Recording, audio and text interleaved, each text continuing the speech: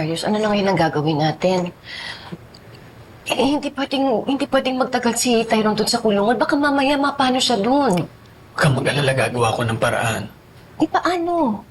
Wala naman tayong ipon. Yung pera mo, diba, ginamit mo na kay Tyrone noon? Bahala. Bahala, huwag kang mag-alala. Didilayan siya ako.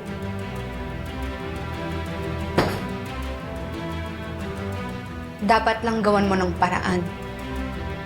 Lali, Nay, may kailangan kang malaman. Importante.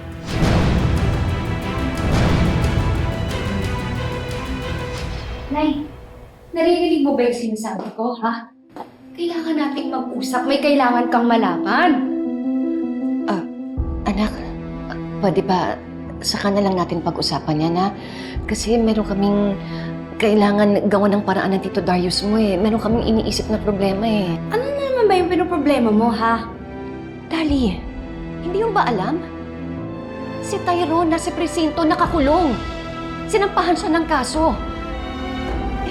Maari siyang magtagal doon. Baka sigurado kung masisira ang buhay niya, ang kinabukasan niya. Dali, ano ba talaga ang nangyari? Nadodoon ka sa insidente pinangyarihan. Meron ba talagang tumulak kay Belle? Imposible naman na si Tyrone na may gawa nun. O ba't ako yung tinatanong mo? Dali, kailangan natin tulungan ng kapatid mo. So ano yung gusto mong gawin ko, ha? Sabihin mo sa akin na totoo. Sino ang tumulak kay Belle? Bakit kayo ganyan magtanong sa akin, Nay, ha? Pinagbibintangan niyo ba ako? Gusto ko lang malaman ng totoo. Eh paano na pag sinabi ko yung totoo? Na ako naman pala talaga yung gumawa nun kay Belle? Ano, okay lang? Okay lang pag ako yung makulong? Wag lang si Tyrone? Kung yun ang katotohanan, dapat kang managot sa kasalanan mo. O di lumabas din yung totoo. Nabaliwala ako sa inyo. Kaya nyo akong isacrifice basta masave lang si Tyrone, Ano tama? gusto mo, ha? Magdusa yung kapatid mo? Kahit inosente siya, kahit wala siyang kasalanan?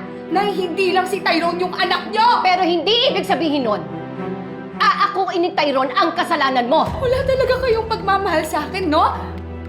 Kaya nyo lang ako gawing ganyan? Dahil puro kasama ng loob. Puro kasakit ng ulo. Mga bata pa lang kayo ni Tyrone, lagi mo na lang siyang pinapahamak. Sumusobra na kayo, Nay, ha? Wala ka talagang hiya? Ikaw ang walang hiya. Wala kang utang na loob?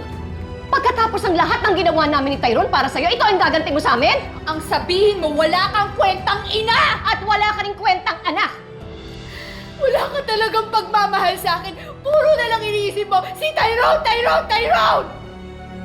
Okay, sige. O di magsama kayo ng paborito mong anak. Bahala na kayo sa buhay nyo! O anong gagawin mo?